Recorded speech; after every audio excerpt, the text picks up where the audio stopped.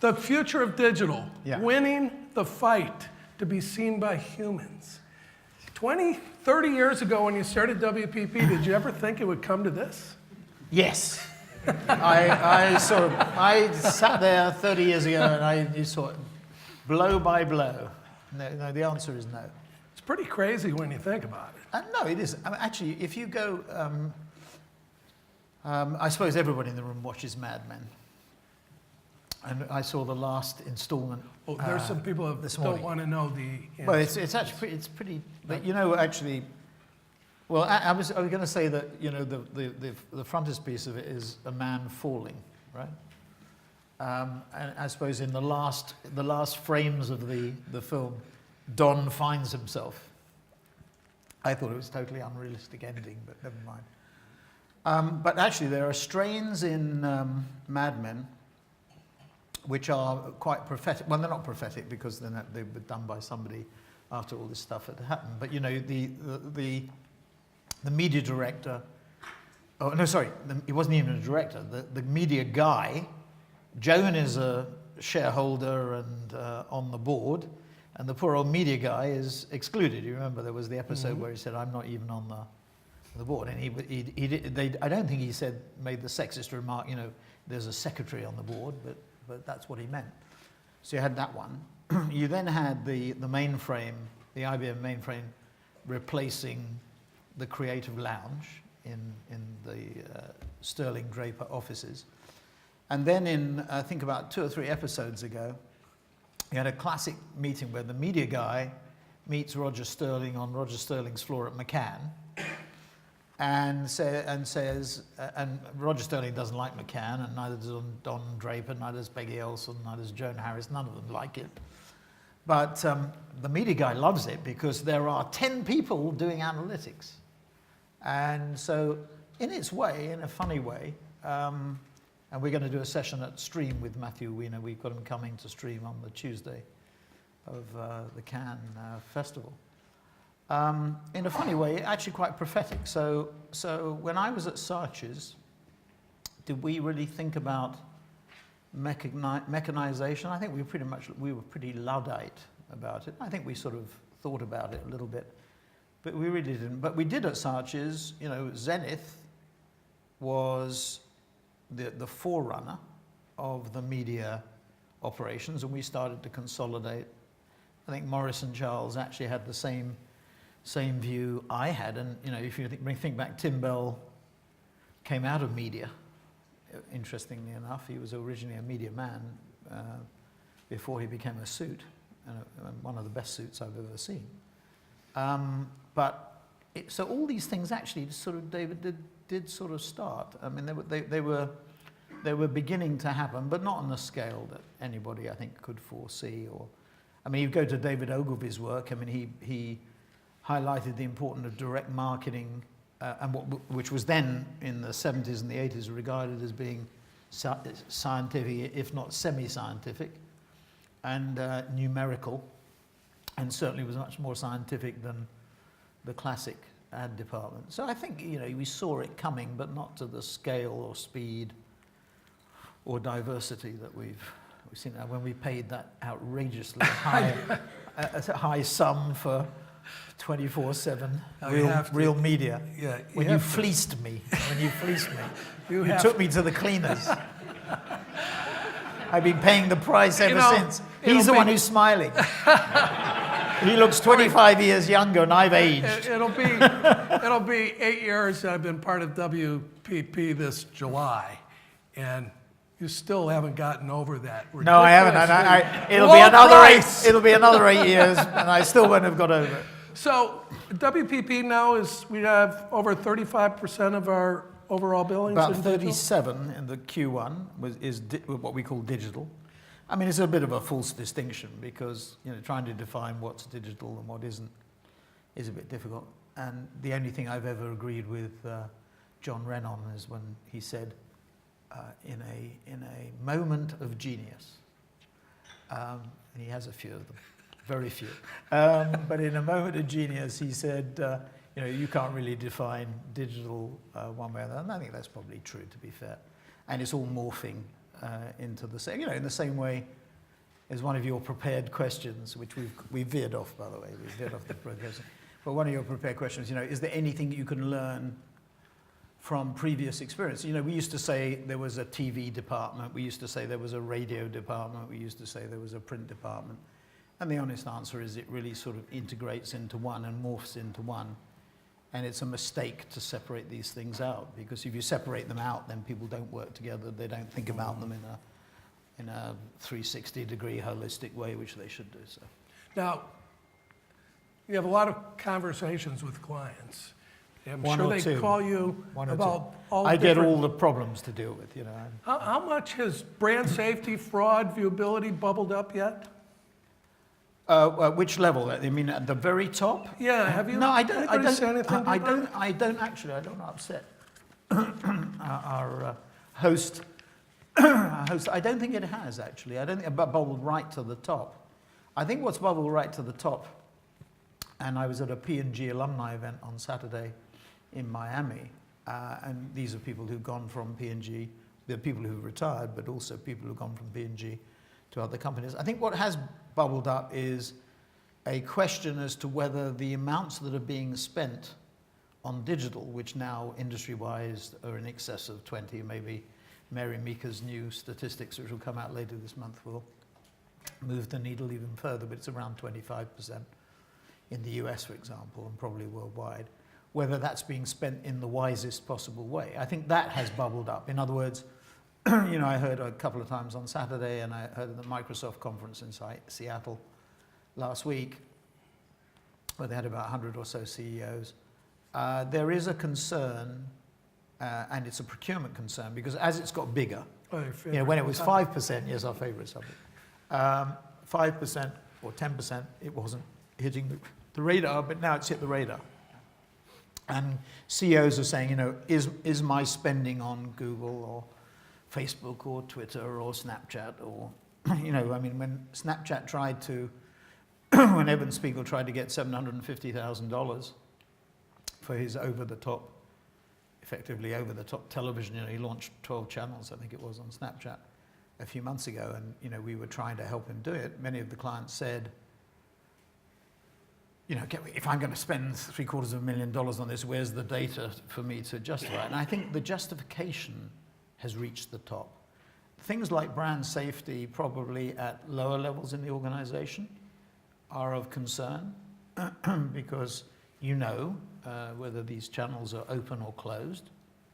The debate is about it's about measurement, and it's about security.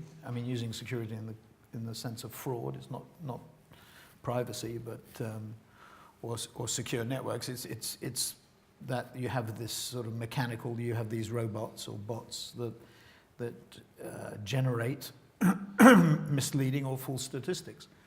And I think Group M, blowing our own horn for a minute, which I am prone to do, and I won't stop, has been in the forefront. We come at it two ways. First of all, traditional media measurement is deficient. We measure audiences. We are the non-US Nielsen. Do we do it as effectively as we should do in the 45 markets around the world that we measure media? The answer is no. Should we do it better? The answer is yes. Should we have bigger sample sizes? Yes. Should we invest more in the samples? Yes. But of course that has to be paid for.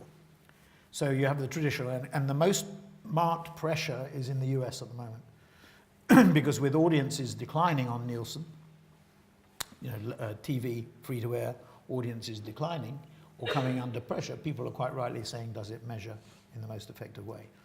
And somebody like Philippe Doman at Viacom gets very exercised when he sees the Nickelodeon or MTV ratings shifting dramatically in a very short period of time, and says that can't be something to do with changes in audiences, that has to be something statistical which you can do something about. So when we invested in Rentrack and ComScore, and we own 20% of each, and we're very determined with Rentrack and ComScore to provide new means of measurement. That's sort of one side of it, okay? Because traditional stuff is not measured in the right way. If it's out of home, if you're in bars or wherever, we've got to be able to measure it. And then aligned to that, with the move to online, is C+3 sufficient? Should it be C+7? Of course, Group M have taken the view it should be longer. And then, so that's on the measurement side. On the viewability side, we should apply the same strict standards to online viewing, brand safety or viewability, that we do on the offline. And the standards of the Group M insist on, as you well know, you know more about it than I do, much more. The standards are much higher that Group M insists on than the IAB. And Xaxis doesn't use open networks because it's, or to a large extent, I think only about 15% of its volume goes through open networks because we're worried about fraud. And the open networks we do use, we look for standards which deal with that issue. So I think it's really, really important. And because a lot of it is mechanical and algorithmic, the scope for these types of activities is heightened. Well, you talked about who pays for it. Yeah. And, you know, on one hand, the advertiser or the agency is saying to the publisher, Yeah. hey, you got to sell me human beings, right? You got to sell me ads that can be seen. Yeah.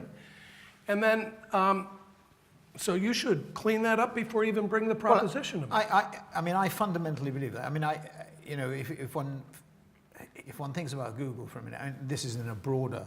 First of all, I think it's the seller's responsibility. It's not the buyer's responsibility to clean up the act or to make sure that it's quote unquote safe. But you know, I liken it to Google saying, you know, you hear Google saying that we are not responsible for the content that flows through our pipes. I think that's nonsense. Google and Facebook and Twitter and Snapchat in its newest form, et al., are in my view, responsible in the same way that Rupert Murdoch is responsible for the content in the Times or Fox or whatever, and Bob Iger at Disney, etc., and Philip Doman, Les Moonves, and everybody else is responsible for the content that airs on through their pipes. Google is responsible. The fact that it's massive and there's a lot of consumer-generated content, I think is irrelevant. I think they are responsible. You can't say, I'm just an engineer and I'm tightening the nuts on the pipe as the oil flows through, whatever the right analogy is. There has to be a responsibility for it. And I think that's fundamental. So I think it is the publisher's or seller's responsibility, and they have to take responsibility for it and make sure that it's fit and proper. Now, in all senses, you know, the nature of the content and, you know, whether it lives up to the claims. Now, coming from the seller's mentality for a second, the publisher is saying, well, hey, look, you're using double clicks or Google's double click to measure and tell me how many ads are being served, and I don't believe that. And furthermore, well, neither do I actually. So I don't believe that either. And then the agencies are using 3 or 4 different measurement services to see if there's fraud, and one says 20%, another says 40%, and the other says 80%. This is a very basic point. So I see Google and Facebook as being, let's take the two prime movers. I see them as being media owners, not technology companies. I remember with the first Cannes debate I did, which must be about 6 or 7 years ago, we had AOL, Yahoo, Google, and Facebook. And Nikesh Arora was actually the Google representative. And my first question to them, doing the poor man's Charlie Rose or the poor man's David Moore, my first question was, what are you? Are you a technology company or a media company? Because they all said they were technology companies. BS. They are media companies. And they have to be responsible for the content. Now, you wouldn't give Rupert Murdoch, much as I admire Rupert Murdoch, you wouldn't give him, or Bob Iger, and the same goes for Bob Iger, your media plan. So why would you give it to Google or Facebook? Why would you let Google or DoubleClick or Facebook or Atlas, which is why we invested and created with you, Xaxis, and amortized some of that $600 million investment we made in you. Got some of the value back. And then we invested in AppNexus to provide an agnostic technological backbone. to what we do. And this is really fundamental. And I mean, I must say this as well. I mean, I found it very amusing when POG, they were trying to cobble POG together, which is, for people who don't know what POG is Publicis and Omnicom. They suddenly moved from we were going to partner with Facebook and Google to we're going to go into competition with them, right? And of course, part of this is about scale. If you have big enough scale, and we're tiny in relation to Google and Facebook in market cap terms, part of it's about scale. But you know, really, when you're bigger, you can take them on more effectively, and we have to take them on because they have a vested interest. I did find it interesting. Another one of our prepared questions was on regulation. And I did find it amazing that whilst the EU was considering whether Google was a monopoly or not,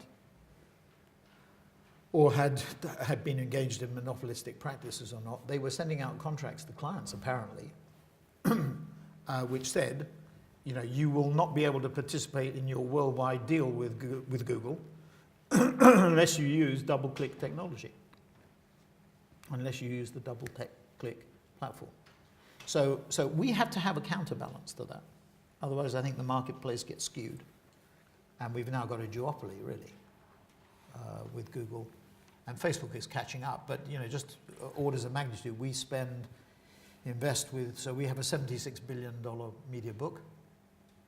And $3 billion gets invested or thereabouts in Google, and last year it was $640 million in Facebook. This year Facebook will move up, but it will not get anywhere near Google for some time. So you think the EU is onto something? Well, I look at it the other way for a minute. I think the FTC missed something. So I think it was very interesting. I don't know whether it was, you know, whether it was because Google had a very good relationship with the FTC and the FCC. Julius Janikowski was at the FCC at the time, if I remember rightly, and he's moved on now. But you know, certainly Google had done a better job with the regulators, whatever that means, in America than they did here. Now, the amazing thing about the EU decision was this time last year, so we're in May, around about June of last year, so very close to this time last year, when Almunia was still the competition commissioner at the EU, I was told, you know, in June of last year, that a deal was done, that there was a settlement. It had been agreed, and for reasons that I really know not, it fell apart. And of course, Almunia moved on, and we now have a new competition Director General, a Danish lady, and she went to very first principles and has decided to come to a different conclusion. So it's quite strange, actually, what happened. I don't know whether the German publishers got to the Council of Ministers because, as I understand it, there was going to be an agreement which was going to be ratified by the Council of Ministers. I don't know whether this is true or not. But it got to the Council of Ministers, apparently, and didn't make it. And I know the German publishers, the felling trees and distributing newsprint publishers, the old legacy publishers, were very concerned about it, and led by Matthias Dörpfner, you know, that enormous, you know, basketball player type. And Matthias wrote that article in the Frankfurter Allgemeine, an editorial, about Google's power, and I think that did persuade people. So are they onto something? Well, I mean, you know, I wish we had that dominant position. You know, our business is a much more competitive business. But you know, you've got to give Google some credit. I mean, they're phenomenally successful. 360 billion market cap, and we're at a paltry 32. So we've survived, and despite overpaying for 24/7 real media. Now, yeah, I'll tell you, you're never going to get to the bottom of that. But last year, you were one of the top Fortune 500 companies in terms of acquisitions. I think we made one almost every week. We did a lot, yes. We in the last 3 years, I'm quite proud of this, actually. we did more transactions over 3 years than Google had done. And then Intel, I think, was third. And then over 2 years, Google had done slightly more than us, and we were number 2, and Intel was third. So I was quite pleased with that, actually. And so you're measuring television in 45 different countries. Right. Why don't you acquire a company to assure brand safety? Well, it does have its charm. It does Like have a rollout right here. It's a hunting list. it does have its charm. I mean, have we specifically targeted that? The answer is no. Sorry to say. We haven't. That doesn't mean we might do in the future. But I think one thing that we've done, I think Owen, Dominic, yourself, Rob Norman, Kelly, and Charles, and Steve, and Lindsay now, and Nick, who are all, who are the leaders of our brands, have taken a view on, let's call it brand safety, or on viewability, which is a very strong view. And I think that's very important. I think we have to set the standards, because people in our business have been hesitant to do that for all sorts of reasons. It's two sides. There's measurement of old and measurement of new, and then the sanitary part of it, making sure that everything is clean, because there has been a lot of fraud, and digital encourages people to cut corners, I think, in some cases. Now, are you up for a question or two from our I'm audience? up for anything, yes. So does anybody have a question? Unless Wayne? everybody's had a long, hard day and they're Anybody have a question for slowly Sir Martin? drifting About how we into a stupor. underpaid for... There is one at the There's- back. Can you say who you are and where you're from, sir? My name is Ben Barokas. I'm the founder and CEO of a company called SourcePoint. Having actually built a big company and actually sold it to Google a few years ago. How did it go? It went very, very well. You mean, Much like asking David how... are you still at Google? I'm not. So I started a new So company why are you not still at Google? because I have the need to build quickly. And Google didn't give you that sort of wherewithal to build quickly. This is really riveting. You can have that conversation anytime you like.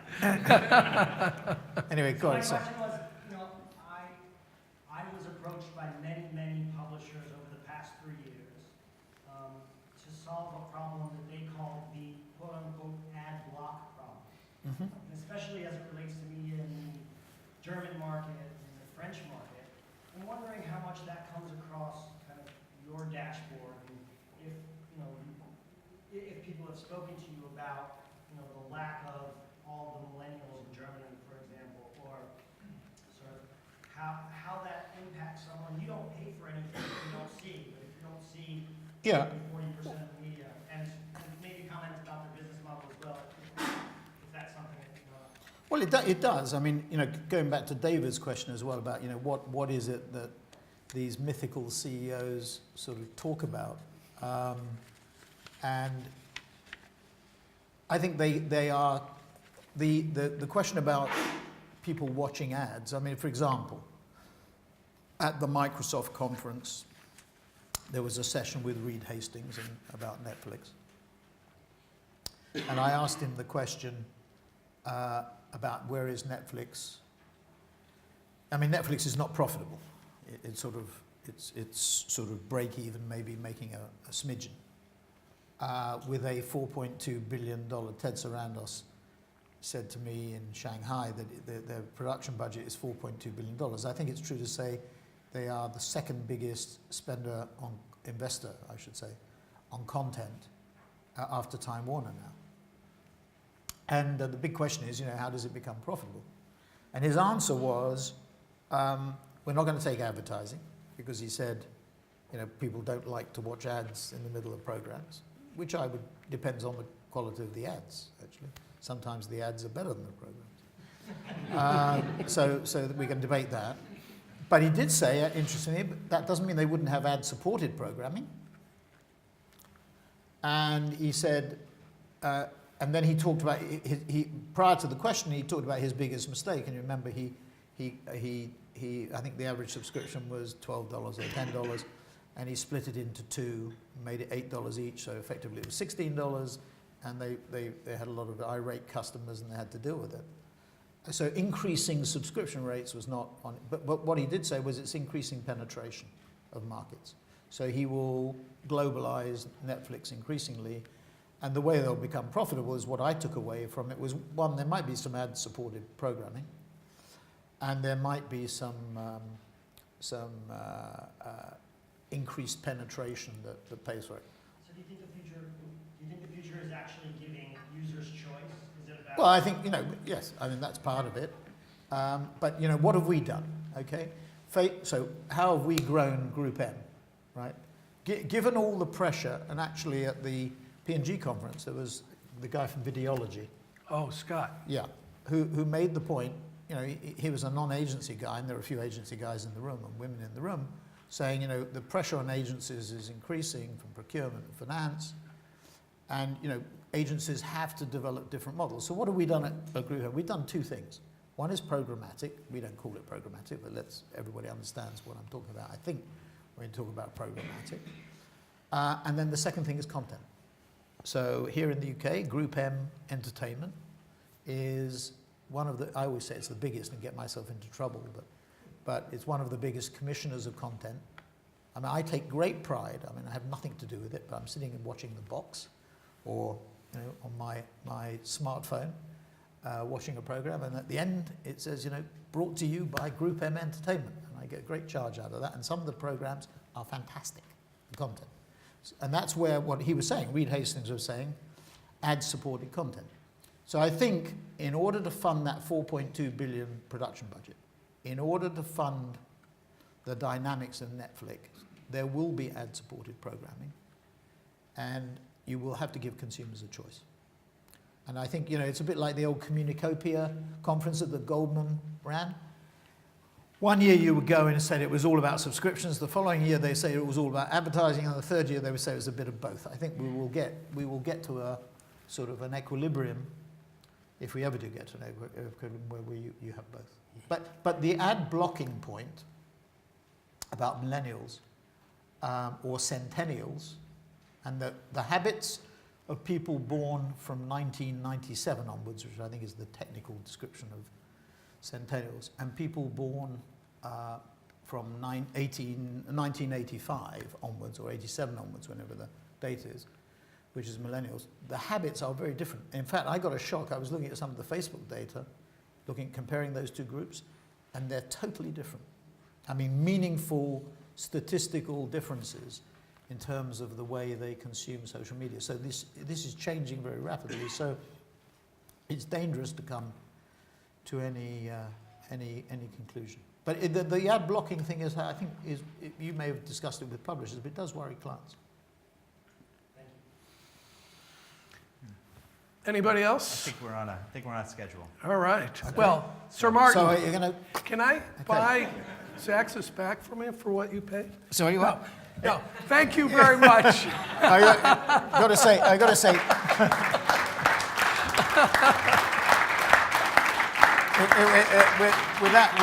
without flattering him too greatly, he didn't get enough. Oh, we do should have that on camera. We should have paid more. So I'm going to say that you didn't disappoint the host. Very good, very good. Although if I gave you enough time, you would try. Yeah. But no, thank you very much. Okay, so what have you learned today? What's the one thing that you've learned today? I might as well get some value out of this. Yes.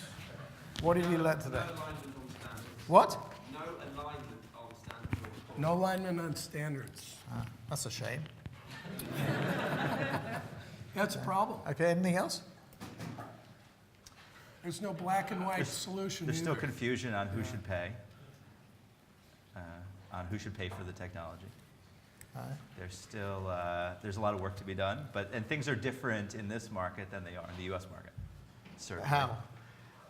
In the U.S. market, the concept of viewability is prevalent, much more prevalent. So you're seeing it in every contract or insertion order, where here it's a much more graduated rollout. And so you're not seeing it as in quite the demand yet. In country. So we're not as sophisticated here as the Americans are. I think it's the opposite. I think it's the opposite. I think you're taking a more Measured prescribed, view. measured approach, and I think it's actually better. to- Maybe to it's our understand it better. colonial heritage that has made us. You said it, I did. Okay, thanks Thank very you. much indeed. Thank you. Thank you. Thank you. Thank you. Thanks very much. Thank you, David. Thank you.